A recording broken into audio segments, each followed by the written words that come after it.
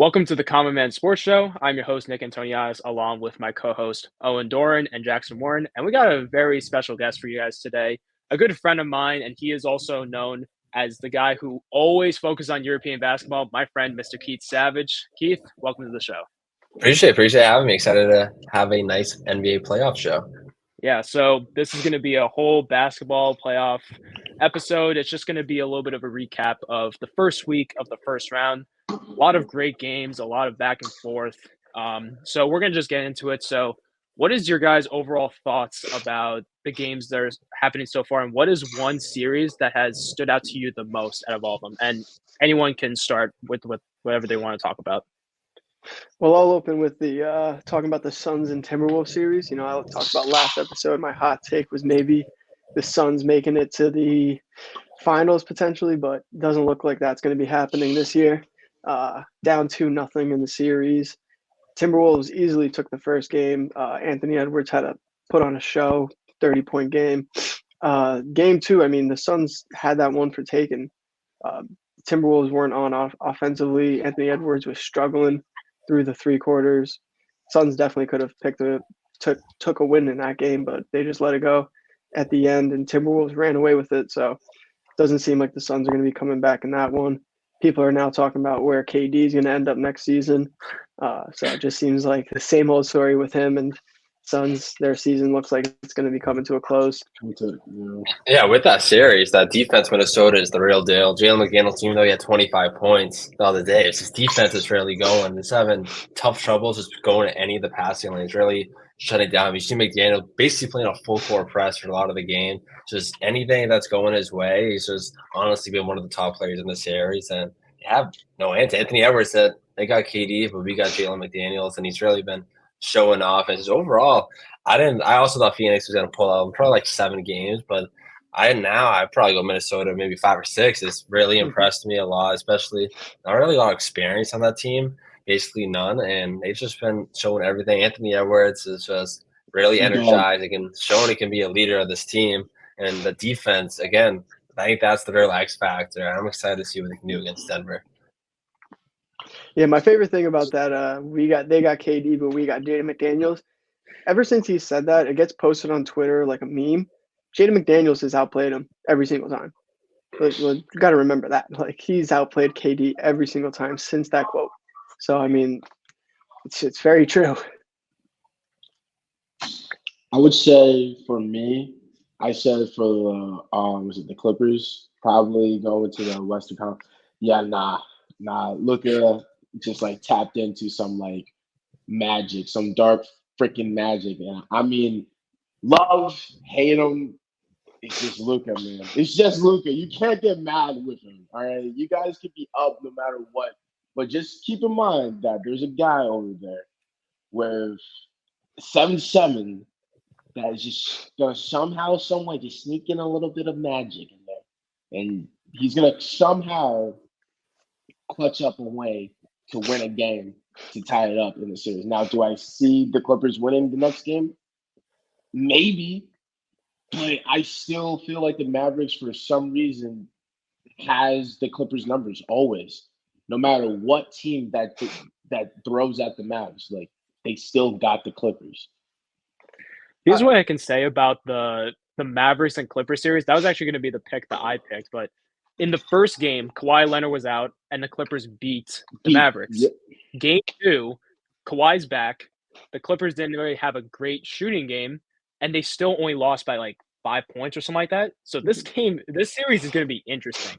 And look, I agree with you that it's just the Luka Doncic show, the Kyrie Irving show. If one of them is not doing well, they're not going to win the game at the end of the day. But I do see the series going to a Game 7. Look, the Clippers are a dominant team on paper, but Luka in the playoffs is absolutely filthy. And I think this so far is the best series that we've seen in the first round so far. Mm-hmm. I agree with that. They've both been so good, Luka and Kyrie, and that team in general. I just was more curious of how they can build together, because if they lose the series 2 somehow, the Clippers win, maybe we see some difference in Dallas, see how it goes. But it's just everyone's been waiting for that Luka show, and now he has the ultimate path to maybe – I don't think they're going to make the finals but they could maybe give Denver another money. I still think OKC they've been to me the most impressive team in the playoffs so far, but I just been really impressed by Dallas in general. I wouldn't say the Clippers are down and out yet. Not Obviously, yet, in the but first game, they won without Kawhi Leonard. James Harden had a great shooting day, and that's going to be the X factor.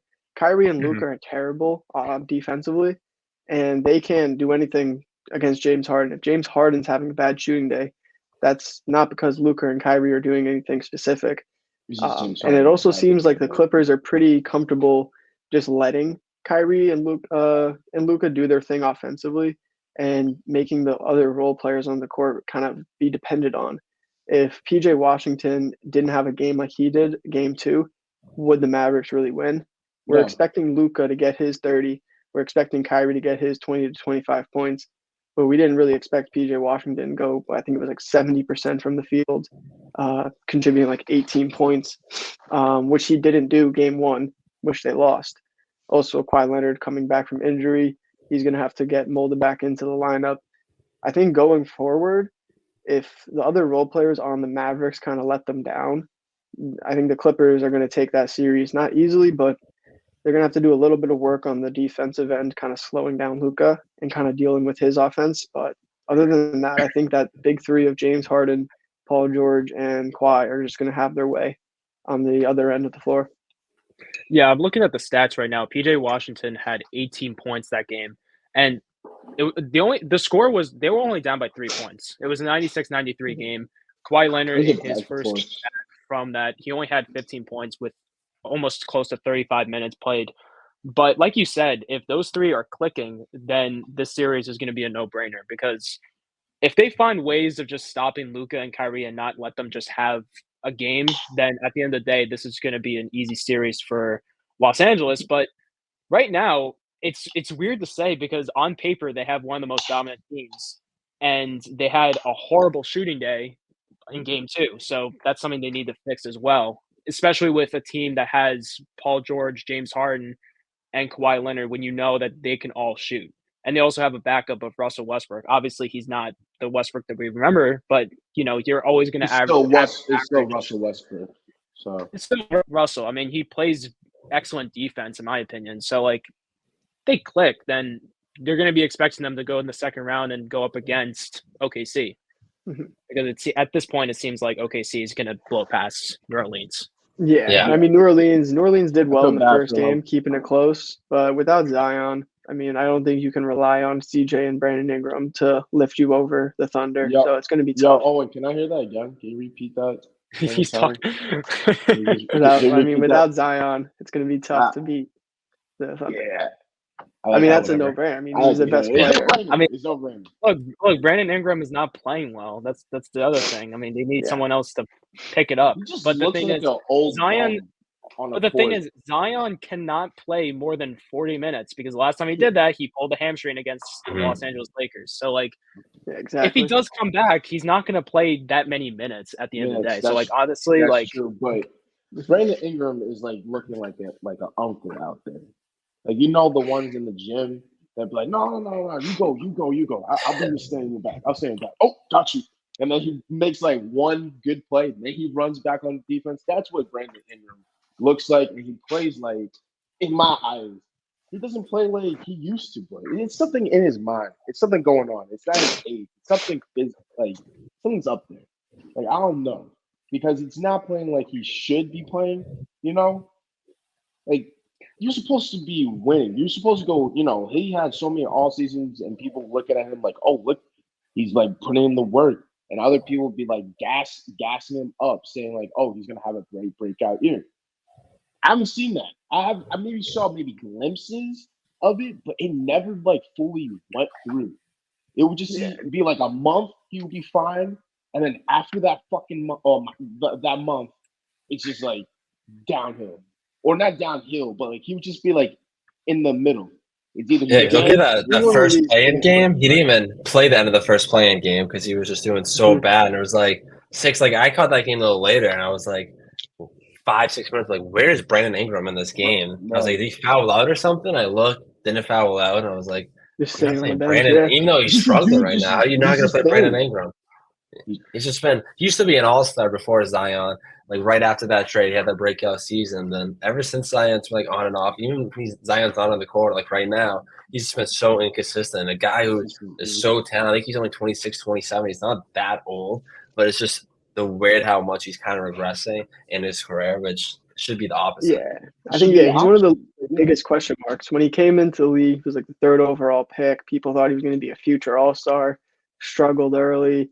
Then he got traded to the Pelicans, became that all-star everyone thought he was going to be. And they thought this was it. He's going to start taking off.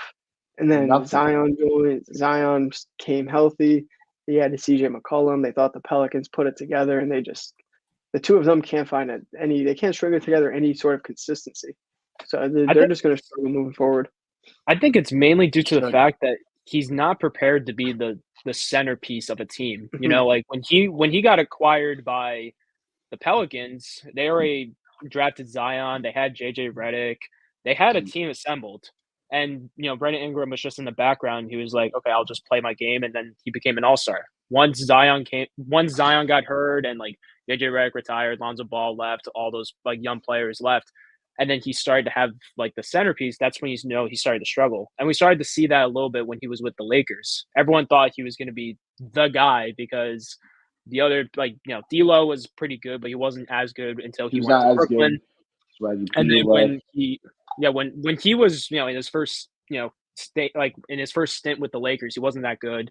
Gets traded. Lonzo was with the team, and he still had like senses here and there. But at the end of the day, once he started to be like that, like backup player from like, you know, in the shadows of other players, that's when he started to play well. But then once he gets traded, like that, once he became a centerpiece, that's when he had a little bit of pressure, and it's starting to show that right now. At the end of the day, it's like the spotlight is on him now. He freezes up. Like, dude, come on, man. Yeah, like, I'm not saying, you know, you're a professional in the NBA, whatever. Do what you have to do, but come on, man. There has to be something. Take a class, maybe get hypnotized. Like, you're making so much money to ball out, and at the end of the day, I don't know if it's maybe you know 90%. But like it's close. All those players want one thing: a chip at the end of their career. I don't care if there's a guy that retired. He goes, "Nah, I never wanted a chip. I just wanted to get an NBA." No, you wanted a chip in your life and you couldn't get it. All right. So for Brandon Ingram to have this little, you know, if the spotlight's not on me, I'm chill. I'll be on the bench, or not on the bench, but I'll be just like, you know, just a key, not the main key, just a key, just a play roller. But now when the spotlight is on, he just backs off. He's like, nah, I can't do this. Nah, man, I don't know what his contract is, but find a way to get back into your mindset, a better mindset, and stop with this BS and not performing well. People are sick and tired of seeing athletes like make goddamn too much. Yeah, also in that series too, OKC has been ridiculous. Even though the first game was pretty close, I still think they played a really good game. The second game won by over 30. This team, like I thought they would probably get bounced in the second round by Dallas or the Clippers, and like now it's gonna be a real match. Like this team is no joke, and like they're showing like they're gonna be legit for the next 5 years, maybe even longer. Just keeping that young core, and honestly, I wouldn't be shocked. I don't know they're gonna make the finals. I wouldn't be absolutely shocked if they made a run that far. That team just overall is so good, and it's just the way they somehow came from a rebuild to now the number one team, one of the best young teams of all time. It's just crazy, and this team is the real deal.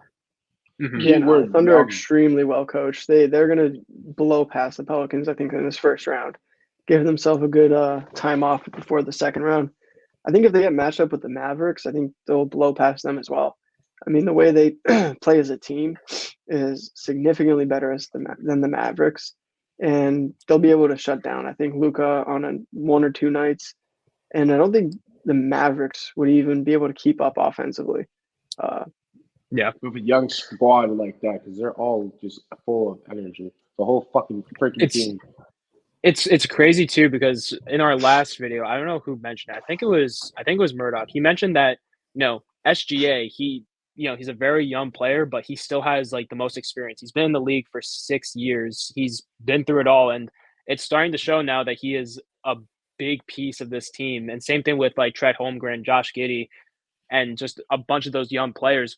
Those guys are the main reason. And I remember I said, like, They are a credible team, but I think they had like at least 1 or 2 more years left to be the best team in the NBA because they're still super young.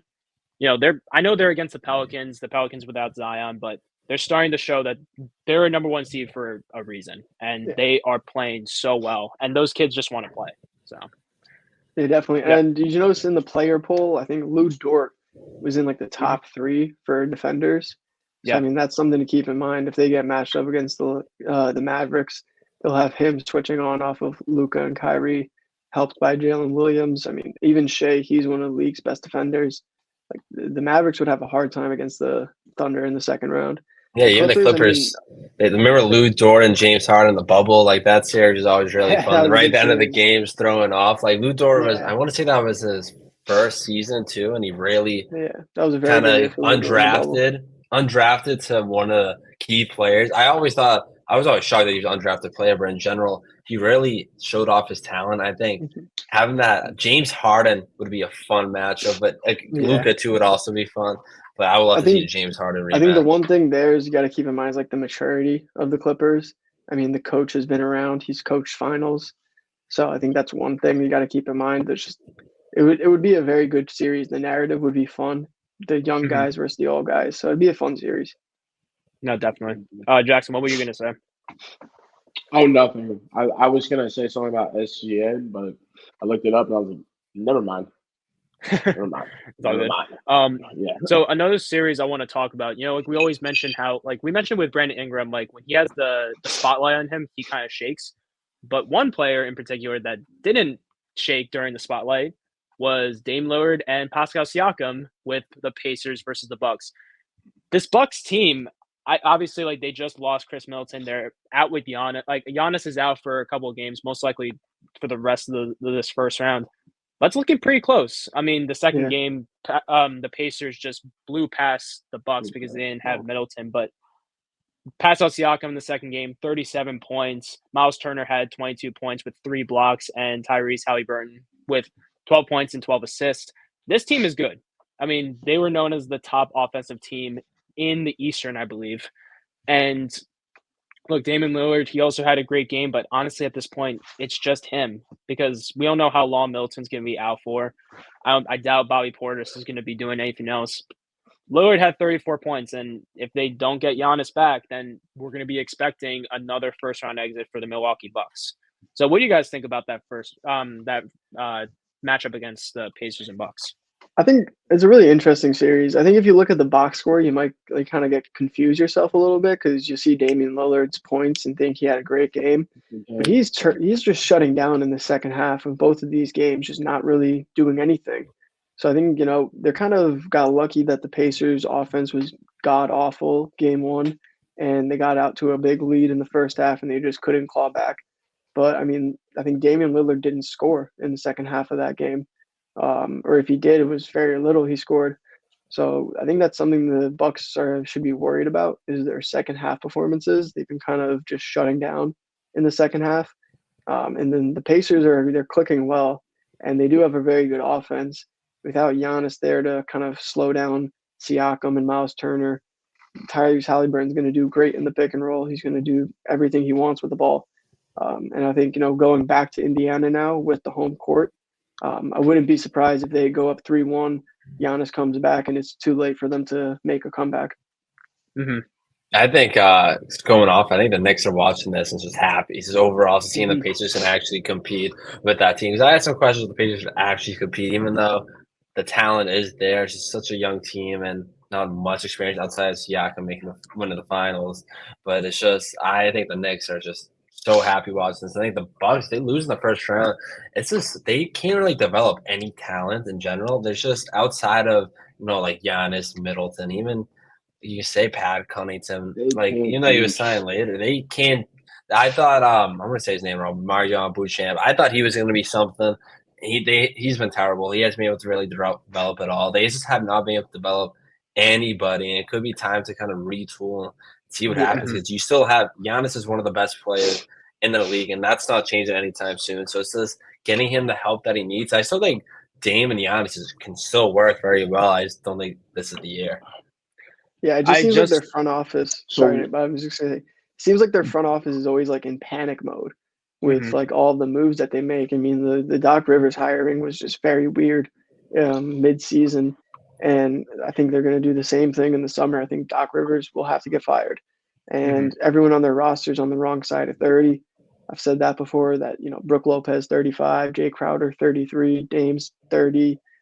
A lot of these guys are going to be getting old, and Giannis is going to get a little restless with how long he's going to have to wait to even play in a conference finals.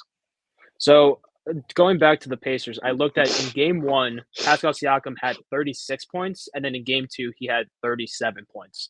So it's starting to show now that trade did work in the Pacers' favor. But I got a little bit of a hot take that I wanted to say. So the Bucks, I believe last season they got a first-round exit against the Miami Heat. Is that correct? Yep. Yeah.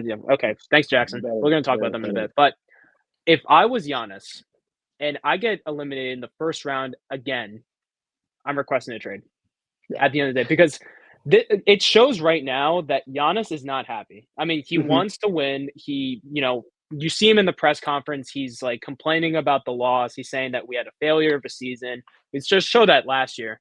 And now this season, obviously he was dealing with like injuries. Like he dealt with this calf strain currently. And I really have to say that if he comes back now, it's going to be another Kevin Durant situation. He's going to have the calf strain. He's still feeling it. And then, boom, that Achilles is going to snap. So shut him down in the first round and know that this is possibly not going to be the season that the Bucks are hoping for. And even when Griffin got fired, he was pissed. He didn't want Doc Rivers. I mean, he wasn't happy with it. And you can also see that Dame Lillard is not happy in Milwaukee. It was such an interesting situation that they go out and acquire Dame Lillard. They needed to because, they needed someone for Giannis, but it just looks like that they're just unhappy, and Giannis is going to want to go to a different team. Be, the situation that LeBron did where he goes to a brand new team, gets a championship, and build from there. So I wouldn't be surprised if Giannis requests a trade if the Bucks get a first-round exit. I also think on that part, too, like you talked about me being a big European guy. European people, stars, don't really leave their teams during their prime. So I think that's something like most of the time those European guys stay loyal to whatever squad they have. And that's something really like Giannis, I don't see him leaving the next 2-3 years. I think he's going to stay loyal. Then once that contract expires, maybe that changes. I don't think he'll regress that much. But if he starts getting injured, then that regress is going to happen. But I don't see Giannis requesting trade this season. I can see him when his contract ends and he's maybe getting a bit more banged up. So I still think this Bucks team is going to make another run. Not this year, but another year. 3 years Giannis has, or 2 you want to take. He has 3 years in his contract right now. So if I was Giannis, I'll say, stay loyal, try to stay loyal, but keep your eye on some teams out there. That's all I got to say with Giannis Antetokounmpo, the Greek freak, because if I'm Giannis, I would go into the offseason and pretty much just straight up tell the front office what's the plan. Paint it out for me. Tell me what you're going to be doing. Like what lineup are you hoping to start next season with? And if Giannis is confident in it, I think he should go into next season with the Bucks. But if not, I mean, he should move. That's exactly what Dame Lillard did last season. Who was the player that the Trailblazers gave a big paycheck to, and then the next day Dame Lillard Jeremy Grant. Yeah, Jeremy Grant. They gave him like a fat paycheck. It was like 25 a year or something like that. And Dame was like, "Okay, I want out." So I do agree with you that just talk to the front office. What are the plans? Because the offseason plans for the Bucks make absolutely no sense. They go out and they give a big contract to Bobby Portis. They give a big contract to Brook Lopez. They don't get new guys. They just keep the same team. What do you say? I'd be like, in my mind, like, for what reason? I get it that they're your bigs, but how old are they? Like, when you're going, like, they're in their 30s. Like, late, like, what is – Brooks 35. I'm not even paying a brother that much money. I know that some way, somehow, you're going to get an injury, and then also you're going to be on the bench and you're just rolling in deep. No, you guys should have went out, bought yourself a better, maybe power forward center, maybe better than Brook Lopez. Maybe the same. Yeah. Who knows? All I know is that the way that they did it is not the right way. Just like Owen says, they just panicked. Too much. After that NBA Finals with Portis and Lopez, they were like, okay, take this big contract, but they were never going to be the same player at the end of the day. Dude, And they also No, traded away Drew Holiday, who was a great defender for them. I mean, I know Yeah. they got Dame, but like no. Drew Holiday, he's one of the top defenders in the league. He's one of the main reasons why they won the NBA Finals in the playoffs. He was guarding Devin Booker, I believe. Like, Yeah. come on. One thing I would like to see though is if the Bucks get swept first round, I hope that same reporter from last year is in the media room and asks Giannis, "Was this season a failure?"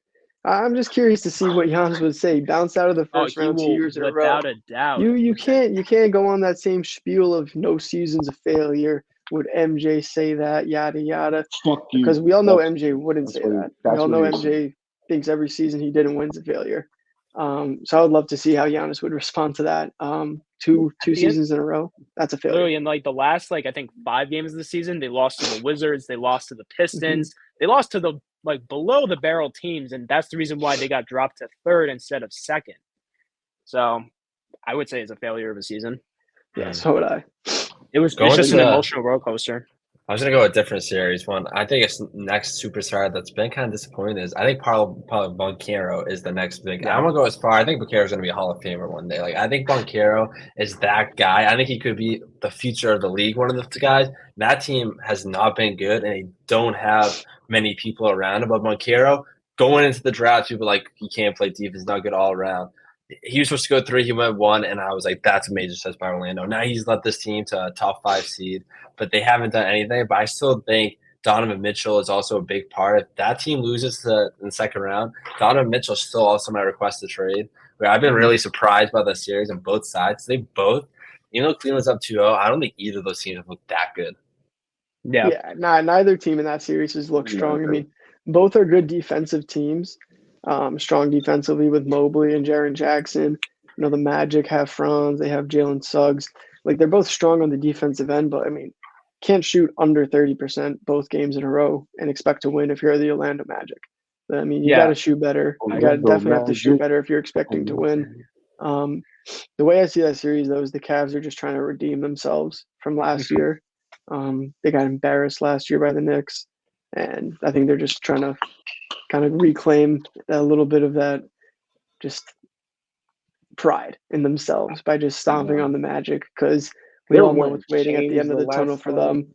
It's the Boston Celtics. I mean, this Orlando Magic team, I kept saying, like, this team is special. They're going to make a run. But, I mean, we saw in the first 2 games, it has been very unfortunate for them. And I, like, in my pick, I had the Magic being the Cavs.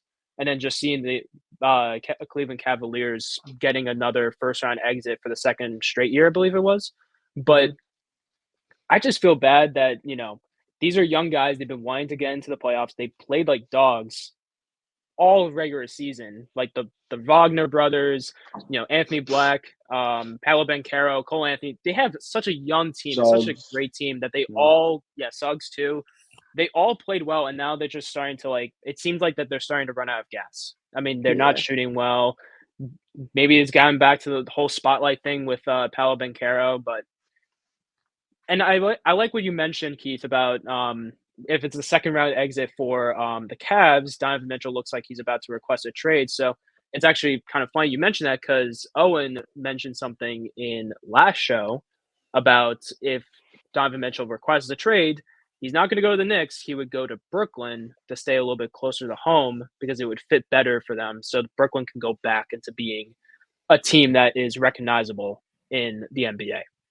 I think it's tough too. Brooklyn is what they don't have any of their picks in the future. They don't have any picks really at all. That's a problem. So they Bridges, have to let go of some of their players. Bridges also is not as young as people always said, but he's 28.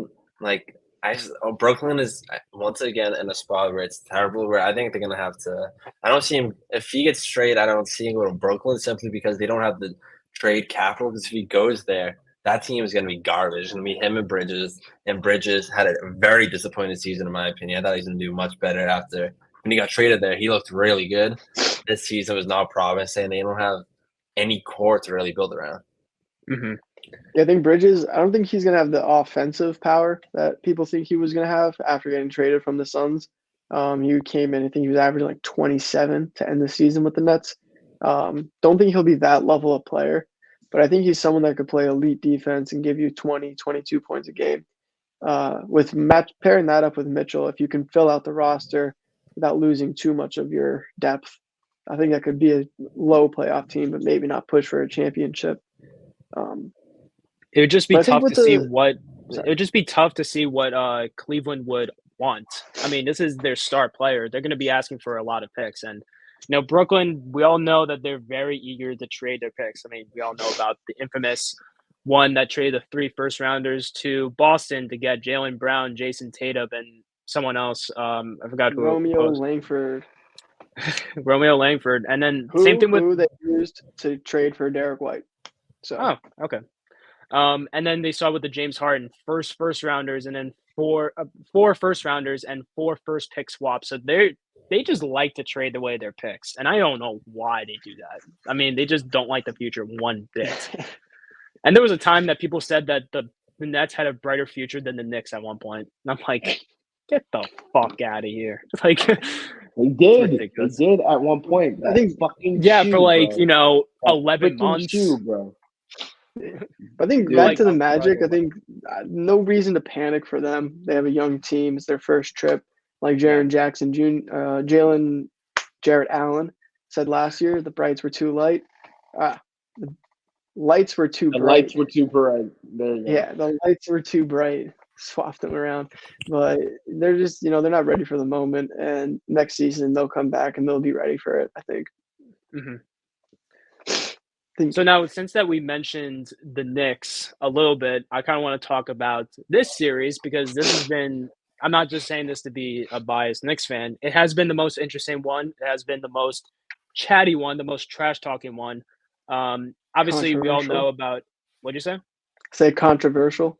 Yeah, definitely the most controversial. In Game 2, it seemed like the game was in the Sixers' hands, and then Tyrese Maxey got fouled twice. The Knicks came back. The Knicks ended up winning that game, and then Joel Embiid goes into the locker room and said, we're going to win this series. We're better than them. We've been playing better, like yada, yada, yada. And then Josh Hart is going out. He's like, no, you're wrong. We're up 2-0. We're going to win this series. You just keep talking your mouth. And today they're going to be in Philadelphia, so this is going to be an interesting matchup. But I want to ask you guys overall opinion. How do you guys feel about this series, and has it lived up to the expectations you guys thought it would? I'll say Game 1 was a bit surprising. I was expecting Jalen Brunson to continue his just domination into the playoffs and carry on what he was doing in the regular season. But he's been struggling to start the playoffs. I think he shot 8 for 26 in Game 1. Then it was like 9 for 29 or something in Game 2. So he's been struggling a bit. And the Knicks role players have been what's carrying them to wins. If Josh Hart wasn't turning into like prime Ray Allen, I don't think they'd be up 2-0 right now. With what Joel Embiid said after the Game 2, I think he's a little wrong. I wouldn't go as far to say they should be winning 2-0. I think the series should be tied, though. I think the refs gave the Knicks that second game. Nick Nurse called a timeout. Nothing was done about that. Tyrese Maxey was fouled. Nothing was done about that. Those are 2 huge missed calls. Obviously, Knicks fans are going to go on to say, like, well, one play doesn't decide the game, which is true. Joel Embiid missed a shot at some point. Things happen throughout the game that dictate the end of it as well. But in that moment, Nick Nurse called a timeout. Should have been Sixers ball. Tyrese Maxey got injured. He should have been on the line. Dante DiVincenzo shouldn't have been in the position to go ahead with that shot. So I think Joel Embiid's correct. I think they should be 1-1 going into Philadelphia. But also, you can't really blame the refs. You got to win the game yourself. Can't put it in their hands. It'll be interesting. I think they tip off in like 20 minutes, maybe. I think it's 7 o'clock game, right? Yeah, 7 o'clock game. That Philly crowd is going to be loud. They're nasty people. The Knicks fans are going to hear it, and it's going to be interesting. But I don't think Knicks fans should be out on 7th Ave as either kind of partying like they are, chanting, "We want Boston." You got to take it one game at a time. Oh, yeah, take it easy. Skating by. You're not killing them. Jalen Brunson hasn't been great. If you're expecting to depend on Josh Hart throughout the playoffs, I wouldn't expect to go far. Yeah, Josh Hart too with 4 3-pointers in both games where I think that's more than he's had in his entire season or something. I forget what the stat was, but he's not make that many threes usual. It's not going to stay consistent. And it's still Joel Embiid you're facing off, one of the best players in the league. Even though he's been pretty bad in the playoffs, I think he's still going to have a bounce back game here and there. That's just what he does. It's just I still think the Knicks, they've been really impressive. That overall, it's just team role play. I think Deuce McBride's leading the playoffs and off the bench points. This depth has been really good to show we're no joke, but I still think, like you said, they're celebrating a bit too early, the fans. I still think the Knicks are going to win probably 6 or 7, but they definitely it's going to be a close one, but they're really showing off their depth and saying we can make an actual run in this playoff. When you mentioned about Joel Embiid looking a little bit banged up right now in the playoffs, I mean, I still think that he's still dealing with a knee injury. He got a little bit of a tweak in game 1, and I don't see him being I need to sit out. He needs to keep playing. And the thing is about the Knicks, Jalen Brunson is not playing well, and if he doesn't play well, this team is not going anywhere at the end of the day. I mean, you can say anything you want about Josh Hart. I mean, I recently saw a stat this playoff so far. I think he's third in the NBA playoffs in rebounds, and the other two and the rest of the list is full of centers, which it goes to show. I remember Owen mentioned it in the last show. The Knicks are a very small team, and Joel Embiid is going to have a day against this small team, and he has. Tyrese Maxey is also playing extremely well as well for the Sixers, but I really think that I do agree with the fact that the Knicks are going way ahead of themselves. I mean, they have to deal with Philadelphia. Philadelphia fans are nasty. They say whatever the hell they want to say. I mean, they're passionate fans. And at the end of the day, I do think that it's probably going to go to a game 6. I see them squeezing out one game in Philadelphia and then probably going to win in the Garden again. But I don't know. But it should be a 1-1 series. The refs did screw them up. And I'm saying this as a Knicks fan. I'm not that passionate of a Knicks fan. I'm not out here going to, right next to the Garden and screaming out we want Boston. I don't want to go up against Boston at the end of the day. But I got to say, for those fans that are so confident, I think you got to relax a little bit and kind of be worried about the level of seriousness this team has. I know it's a Tibbs team, and that's his whole kind of the persona around Thibodeau is he's a very serious guy. But then I can't help to notice the 3 college guys, the 3 Nova boys, they're always just giggling and joking around. Like Josh Hart after game 2 playing with candy after the game. It's a little odd to me. I wouldn't be too concerned over it, but it's playoffs. You're only up 2-0. You have nothing to joke about. It's only round 1. What's the whole thing that's going on with people getting pissed about Villanova rooting? Yeah, I just want to bring that up. They posted a video of the Dante 3-pointer because Hard and Brunson all 3 were involved, and Phillies fans are mad. They're posting that because Nova, right in the Philly area. Yeah, I mean, if you're Nova, I think they asked Josh Hart. They asked Josh Hart, and he's like, "Who cares?" But you can't really post that. You're going to make a lot of enemies at the end of the day. I feel like that's not the wisest thing to do if you're a school in the Philadelphia area. Yeah, seriously. Look, what's up, Jackson? This whole thing, I feel like it's amazing. If you're a New York Knicks fan, right, throughout the whole entire year, all these calls not getting called right, for you guys. Close games not getting called. I'm just saying, right call, right time. They messed up. The refs did mess up because I did see clearly. I see Nick with the timeout call, and I'm like, that's time. And I'm like, all right, they don't say that's time, and they just kept on going on. And I was like, all right, that's a fucked up thing because you could have had it 1-1, but it's 2-zip. 2-zip, my bad. You can't even see it like that. 2-zip, whatever. We see it. What I'm going with this is, to me, the Knicks dogged it out to this league. Now, however, whatever you want to go with the record of the refs, fucking it up. 1-1, whatever. I still think the Knicks are just going to keep on dogging the 76ers. No matter what. Even at home, they're home. It could be on Mars right now. They're still going to dog them out. And to me, looking at Joel Embiid off of a perk 30 with his one eye going up and the other eye going south, I can't deal with that. I can't. Homeboy looks like he's done. He looks like he's on his last leg. Literally. The eye thing is weird. It is a little weird. Yeah, I think it's something. definitely weird. He's on something. I'm telling you, he's perking up. He's seeing colors. They're injecting every drug to him, so he needs to get back to the court. I mean, Yeah. Dude, I feel bad for him, but I feel like even with Brunson having a bad game, they're still producing, like, even if it's not like, a lead, they're still winning. And I think that's the point. Look, with them and this team is winning. However, with the Knicks saying we want Boston, no. homeboys, let a former Miami Heat, still with the Heat fan tell you, you don't want to with these guys.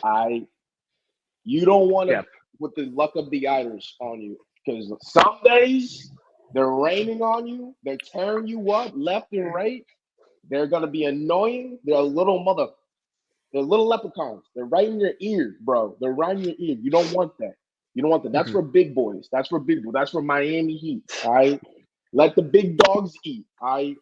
You guys can't handle that pressure. You guys cannot handle that pressure. However, if it does come to that point, we'll get to that later. But right now, I feel like the Knicks have a chance with this 2-0 lead, and with Joel out. Well, not out, but just him.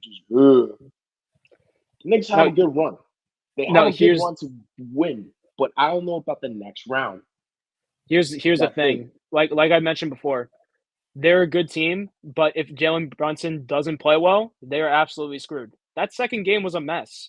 At the end of the day, look, you can't have a game where you're focusing on Josh Hart, Deuce McBride, and hoping that someone would pick it up somehow. Look, OG Anunoby, the player that they just acquired, look, he can play any type of game. He can go out and get 15 points, or he can go out and just play strictly defense. Look, that's fine and all. He got 4 points in the first game, and I think he got 7 points in the second game. He also needs to pick it up too, but you're focusing on one guy who has been the centerpiece of you getting points in Jalen Brunson, a guy who I think he averaged 28, 29 points a game or something like that.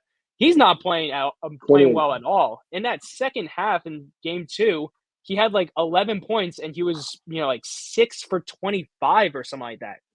He needs to pick it up badly. Look, I understand that. Look, I understand that the Knicks find a way to take the lead. I get that, but at the end of the day, they're playing against a banged up Sixers team, and they're still making it close because their top player is not playing well. At the end of the day, and they're trusting someone like Josh Hart to play every single minute.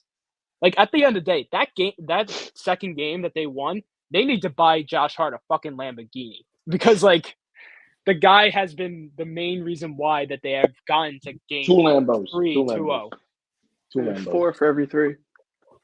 So, but I'll say one thing I want to bring up with the Knicks and their fans specifically is something I've been constantly hearing is when I bring it up, the whole the 7th Avenue celebrations, is they bring us come on, man, we're Knicks fans and we never get this. You made the playoffs 3 out of 4 years. Yeah. What do you mean you haven't been here? You got to act like you've been here. Yeah. You're a playoff team. You're the 2 seed. So you can't keep falling back on this whole, we're bad, because you've been bad for 2 decades, sure. But it's not like that anymore. You made the playoffs for last year. You made the second round last year.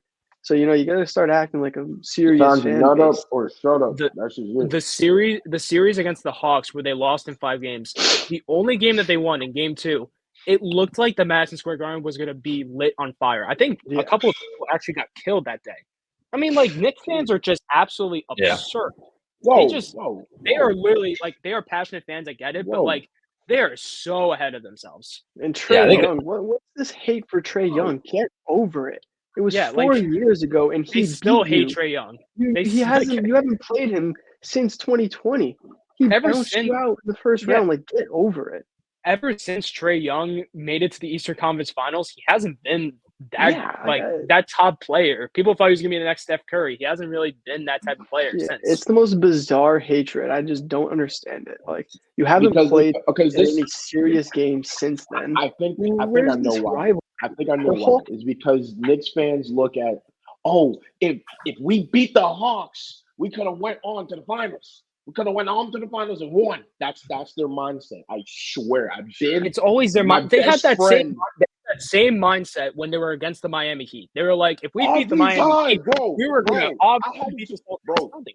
bro. There was you know those years when it was LeBron, when Chris Bosh and Dwayne Wade. I was on a block with Knicks fans. Coming out to, and I'm shooting out. And when they won, I think they won in the series, maybe 1 or 2 games. They looked at me with their smiles. They just like, oh, see Carmelo with that. I'm like, dude, they're gonna win. It's the Nick delusion. Don't worry about it. They're like, you guys are gonna lose. You guys are choking. LeBron's choking. I'm like, dude, I was not worried about you guys. I'm worried about the Boston. You guys are just not even like the main course. You're the appetizer with a drink on the side. That's it. One thing I gotta give to the Knicks is this probably is their best team in 25 years since they made the finals against San Antonio. This is the best team they've had, like better than the Carmelo years. Like this, I still don't think anybody's beating the Celtics in the East. I think it's basically booked and the Celtics are in. But I think the Knicks are making the Eastern Conference Finals is a major success of them, and Knicks fans should be excited. They're gonna be pissed when they lose to the Celtics and have some type of excuse, crazy stuff. But even being the 2 seed, that's a major success. Even going to the next round, you say they somehow lose to Milwaukee, Indiana, still a successful season in my book. Well, the thing is about the Knicks. People always say like, it was an easy conference or whatever. They got those 50 points for like easily whatever, but not 50 points, 50 wins. But it's like Randall's out for the year. They didn't have Mitchell Robinson for most of the season. A lot of their players were hurt and all banged up. There was one point that they were only playing 6 players and they still won 50 games. And you can make the argument saying, the Bucks were banged up, the Cavs were also banged up as well. But at the end of the day, 50 wins without most of their team is still extremely impressive. Isaiah Hartenstein is going to make some money this summer. Yeah. That's the one guy. I've been so impressed by Hartenstein overall, where I think he's going to start getting more and more minutes over Mitchell Robinson. But I think Hartenstein is the real deal, and he's going to get paid. I don't know how it's going to be 3 or 4 years. I don't know if it's going to be a full worth it, but he's getting money this summer. I remember when he joined the Knicks last season from the Clippers. I was saying to my 2 friends who were Knicks fans, he should start over Mitchell Robinson. I have zero faith. I have zero stock in Mitchell Robinson. I think he's a garbage center. He's questionable right now. He doesn't do it for me. I don't think Mitchell Robinson is a starting center in this league. I think when they had Isaiah Hartenstein, he doesn't give you that fear of a center. Hartenstein, I think Hartenstein. Anytime a team plays with him on, like the team has Hartenstein on, they connect. Yeah, I thought it was a big he's a good all-around player. He knew it all. I thought it was a big loss when the Clippers let him go. It goes back to look, in the rookie season for Mitchell Robinson, he led the league in blocks. Yeah, cool and all, but after that, he literally can't stay on the court. He's injury prone. He has butterfingers. His IQ is low. He fouls too much. And he just has a lot of issues. He's just tall and lanky at the same time. Look, he's questionable right now. It seems as though that Knicks fans are also kind of stubborn that they don't want to lose him. Like when OJ Anunoby got acquired by the Knicks, people were like, that was a horrible trade because they dropped RJ Barrett and Emmanuel Quickly, excuse me. It's like, come on, dude. You just got OG Anunoby, the best player in that trade. But we're gonna just go straight into what do you want to say, Jackson? I mean, we all laughed at that. I want to say some of us laughed at that. Because I saw it. Was it Christmas Day or after Christmas or whatever? I think it was like the day before New Year's. The day before, I remember seeing that and just laughing and sending that to my friend. I'm like, this is the stupidest trade I've ever, not ever seen. But this is like an early present for me. I think Knicks fans are kind of similar to one team that we haven't talked about yet. I guess we can go over this team quickly before talking about the Celtics and Heat series. They're similar to Laker fans where they kind of just overrate the players that they have. We've seen the Laker fans do that a lot. They compared Kyle Kuzma to Tatum for years. Clearly, he's nowhere near Jason Tatum. Lakers, they played the Nuggets. It's not going too well for them. I didn't get to watch game 2, but I checked and I saw they were up 20 points. And just for some reason inside me, I just didn't think that was a safe lead for the Lakers. Jamal Murray made the shot. And what happened? They came back and they won the game. So it's just No, 20 do you know points what? isn't a safe lead for the Lakers. It's Because- just that series isn't going to go well. Because the Lakers have no idea. They literally kept Spencer Dinwiddie in the game and Gabe Vincent in the game. Both of them had 0 points. They kept them in the court. Mhm. Like, what are you doing? Yeah, And there was then- actually there's just one thing LeBron's actually I want to bring up Go before ahead, that, Jackson. Sorry, but Mike Malone was actually quoted saying that he hasn't had to use any of his setup adjustments that they've practiced. So like before the series, the adjustments that they worked on that they were expecting to have to do haven't come up, and they haven't had to change anything. Is what Mike Malone. That's what the head coach said. So he's basically saying that the Lakers, Darvin Ham, hasn't changed anything. He's just sticking to his game plan that clearly hasn't worked and wasn't strong all season. The Nuggets are just going to walk to this win. I mean, the coaching for the Lakers is terrible. Their defense is awful. They just no one has any idea where they're supposed to be on the floor. He's going to get fired. A lot of changes are going to come to LA, and again, like every season. And I say that game, maybe Los Angeles take a game away at home, but yeah, that series is a lost cause for the Lakers. Definitely. Hot take.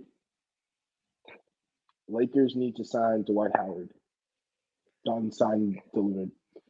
Now hear me out. Hear me Okay, out. for what reason? Owen, see, because I saw that face. Hear me out. A lot of people hearing him out before. The last time the Lakers, were successfully, gliding by the Nuggets, right? Who's stopping Joker? Just wondering. Stipulation: is Kitty coming with him? Do we who? remember his buddy Kitty? You not remember that report? What report? I remember the report. Yeah, Keith remembers the report. I'm just wondering, is Kitty going to be around the Lakers locker room? If that's the case, no. Dwight Howard is doing whatever he's doing over in he's Taiwan. He's playing well in Taiwan, but like No, the guy's I mean, he's 37 playing in years old. Taiwan. The last time he was in the NBA, he played 5 minutes a game. What's the I also average height think of Taiwan? Hey, Rachel I'm just saying, Nichols. the last person to control Jokic was Dwight.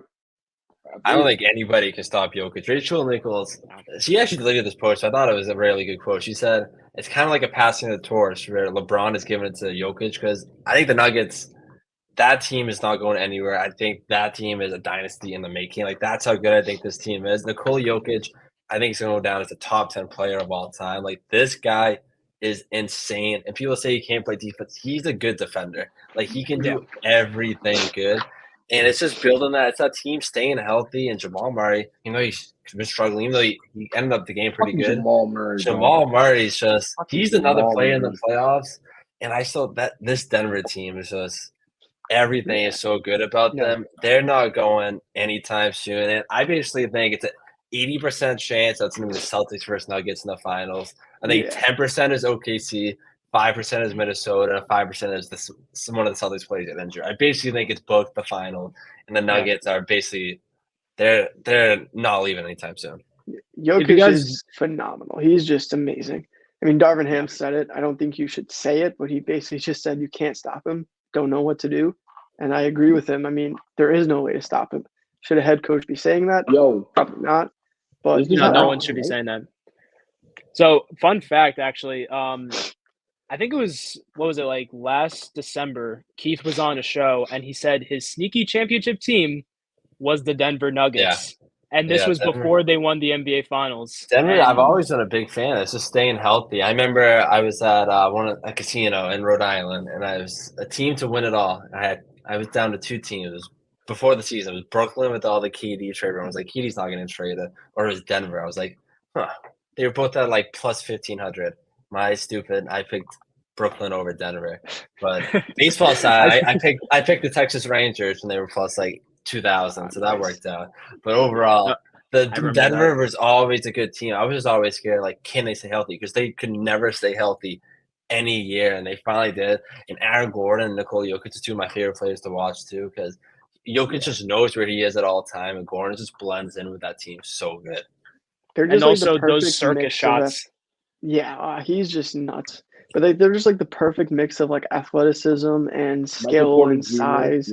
got Yeah. Aaron Gordon and Michael Porter Christian Jr. Brown who are was just is massive. the perfect pick. I still don't get why Oh, he's contenders so like good. that. Christian Brown was obviously he wasn't a guy who had star potential, but he obviously was a guy who could make an immediate impact, a good role Yeah, player. great role And player. I just don't get why teams like Milwaukee doesn't go like that. And but Denver, most of the time they hit on exactly what Yeah. they need. I mean, Contavious Caldwell-Pope and Jamal Murray, that backcourt is playing great. So, I mean, they're going to be very hard. As a Celtics fan, hate to say it, but I'm kind of just hoping somebody can stop Jokic. I mean, who can it be? I don't know. Can it be Rudy maybe Chet? Gobert. Maybe it's Chet. Maybe it's Rudy Gobert. Who knows? Who knows? Yeah. You never know. Maybe So Anthony Davis. Maybe. Anthony Davis. The guy looks at Jokic and Jokic just like after he makes maybe it. Kawhi. Maybe Kawhi can do it. His brother's gonna be at Game 3. They're saying he could be there. Yeah, Oh, he's that's gonna be His there? brothers crazy. are looking for a Said he round could 2 be there. knockout. Okay. No, they said he's going to be there. No charges are being put against him. That's interesting. So But- now we're going to talk about the final matchup. We have a little bit of time left, so we're going to be talking about obviously Owen and Keith's team and Jackson's team, the Celtics versus the Miami Heat. In Game 1, it looked like it was a pretty simple. That is like, okay, I've seen enough. Celtics in 4, but then yesterday, the Miami Heat, Tyler Hero and Nikola Jovic and all their young guys are just coming out of nowhere, and they defeated the Boston Celtics.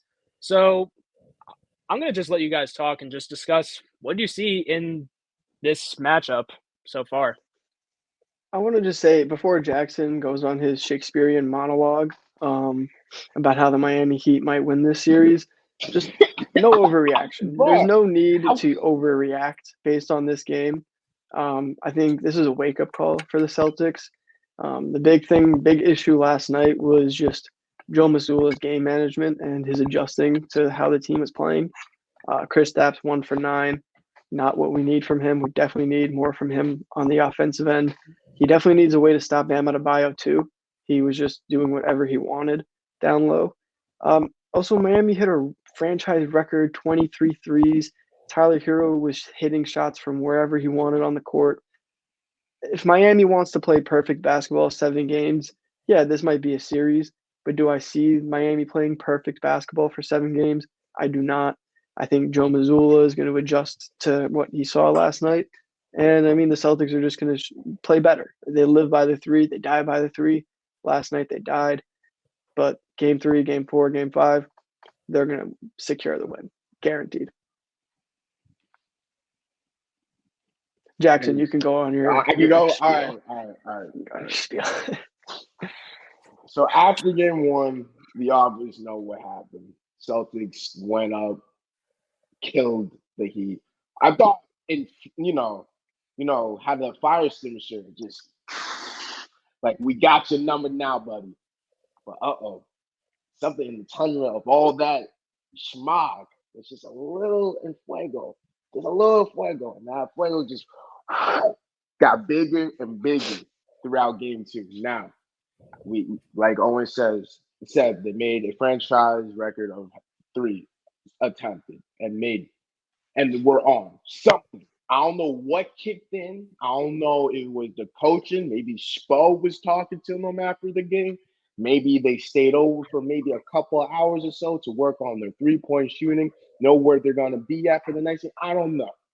But somebody was in their ear, maybe Pat was in their ear saying, look, we're not going out like that. We're leaving here with something. And that something is not a 0 after a series. You feel what I'm saying? I bet that's how they went by. I bet that's how they were saying. Pat Riley was like, look, guys, we're leaving here with something. If that's a series win, we're fine with that. We can secure that. However, if we come out here with a 0, I am letting all you guys know I will pack your scary ass and leave you guys somewhere. Maybe a G League. Hell, maybe an underdeveloped Mexico league for basketball. Who knows? All I know is that they just sparked up something. I've never seen Tyler Hero try to go shoot threes off of nothing. He does that when he knows his food. He knows when he's about to go in and dive. He's shooting off the Celtics like it was nothing. Pogo jumping on a trampoline, shooting in threes. then passing it over. Everybody was on something. So I'm always happy. Now, however, we got to focus up for game 3 because, like Owen says, they're going to be adjusted to that now. And something with Miami always will be. If we're not hot, we're going to start off icky. Always. Miami started out hot, off the kettle. Perfectly. Now, can they do that again? I don't know. I really don't know. Even when we're at home, I don't know because Miami can win, have a lead, not have a lead. Somehow, some way, Miami in the fourth quarter is either winning or losing by a lot. That's it. That's all I got to say. Winning or losing by a lot. I So mean, in and this also game, Kristaps Porzingis had 6 points. Drew Holiday had 9 points. I mean, you stacking got. them. I mean, I'm just saying, you guys got Look, lucky. I get that we stopped them, but you gotta give it. Okay, piss off, not piss off. Porzingis, Kristaps Porzingis. That's what I was about to say. He just had an off night. He had an off night. We got lucky. Sometimes when he was shooting 3, I was like, please don't go in. And when he bricked it, I was like, all right, let's do something. Let's do something about this. But we can't expect Porzingis to have the same night. Maybe Holiday to have the same night. I don't know. But Porzingis, he should not be having the same night again. Now, if they do, capitalize Miami. If not, we're gonna see them dog it out. Yeah, I see it like I'm a big going back to history guy. And I basically see the series as 2019 Warriors Clippers in the first round that went to 6 games. I think the Heat are no joke. They're always gonna. I think it's weird because the Heat are one of those teams where they can lose their superstar, but they're so well overall as a group and coach. Where I was shocked people like, oh, it's gonna be a 4. I thought it was going 6. The Celtics gonna win. I think it's the most competitive team. I suppose the real deal, but I still think the Celtics have the easiest path to the finals since the Warriors. I think the odds too. I think it was like minus 250 or something at one point that they were going to win the East. It's just so easy for the Celtics, but it's no concern really for the team. They're going to have off games. It's going to happen. A record-breaking 3, you're going to take that. I think this legitimately is almost exactly like the 2019 Warriors Clippers series where the Clippers overall was coached by Doc Rivers, not the greatest coach in general, but they had a good core. It was led by like Danilo Gallinari overall. So overall, this Miami, I think is going to win one more game, and everyone's going to go crazy again. I think it's going to go Celtics in the 6. I think the Celtics are probably going to beat the Cavs in 5 games. I think again they're going to beat the Knicks in probably 5 or 6. I think it's an easy breeze and there's no worries. I don't think anyone in Boston has to overreact. If Boston beats Miami, I want you guys to just go and hell with it. Because like you said, they have an easy way to that finals. You guys better, sweep some people, maybe have some series that go maybe a little bit long, just a little bit longer, but stay healthy. Because if you run into the Nuggets, I don't want you guys to lose. As a Miami Heat fan, you hear that right? I don't want you guys to lose. Because if you guys do lose in the finals, you guys' whole operation of getting here back is gonna explode. Again. Just gonna throw it out there. If the Heat do beat the Celtics, I want them to lose. Yeah, like immediately after. Yep, there you go. Dude, look. If Miami wins, I'm gonna be celebrating. But at the same time, I'm gonna be like, are we actually going to do this once again? Because I'm not trying to go to a finals and lose to the freaking Nuggets. I'm not trying to do that. I thought we could have done it last year. I also think we don't have that many people. No, that's a no. That's a good 4-0 no. Fuck no. Bam Adebayo is one of the most annoying players to watch. I think he has way more potential than he actually plays as. I feel like he not could be a superstar, but right under there, I think he is such a good player. I don't think he shoots enough to start off, and I think his game could be much better. Because it's weird, but if he's a ball handler, he's kind of decent. But overall, I think his potential is so much higher than it actually is, and I feel like that could be broken at some point. He shells up, bro. Like he never takes advantage on offense. It's like the minute somebody does something not stupid, like if he dunks on him, he just shows up like a little baby.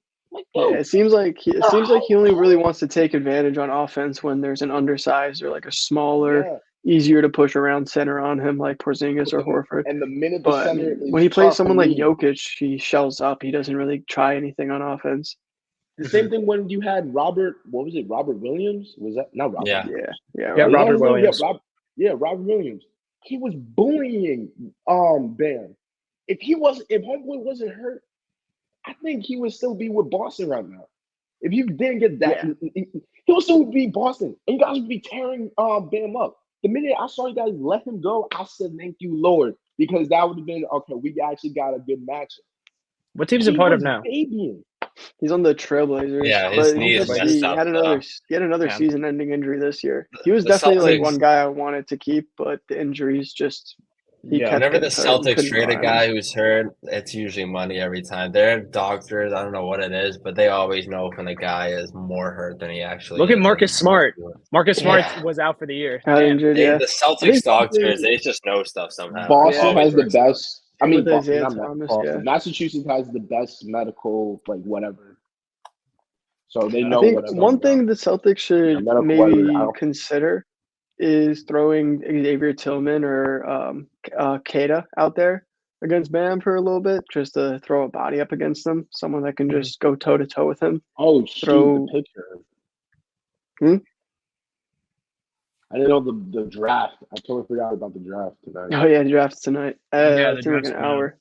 Yeah, but I mean, maybe try throwing a different look at Bam. Try Keita, try Xavier Tillman. Maybe they can slow him down a little bit. But overall, I don't think Celtics fans or anyone should be worried. I think, they had a bad shooting night. They'll pick it up in game 2 and 3, and they'll take it from there. Yeah, I'm basically ready to go to the parade. I'm basically already have my ticket booked. Yeah, I'm going to get my gotta get the train ticket ready soon. I got my RJ Hunter jersey ready to go. Your ticket's ready, but I'm just saying, if Miami gets this next one. It's over. It's over. I'm telling you, it's over. It's over. It's over. You know what's gonna happen? Jimmy's just gonna come out of that wherever he's at. And I'm like, you know what? I got it in me. Got 2 more years. I got it in me. All right, so I think that's a great way to end our episode for today. So I would like to thank Owen and Jackson for coming on, and thanking our special guest, Mr. Keith Savage, to go on and talk some basketball. It was a great show. I had a great time. So thank you guys for watching today's episode. Be sure to follow us on TikTok, X, Instagram. We just hit over 1,000 followers on TikTok, so we're starting to grow. And also be sure to subscribe to here, and also check out our website. We've got some articles coming up. Murdoch's also cooking up some stuff. So at the end of the day, just be sure to follow some more Common Man Sports. So thank you guys for watching, and we'll be talking about the second round pretty soon. So I'll see you guys then.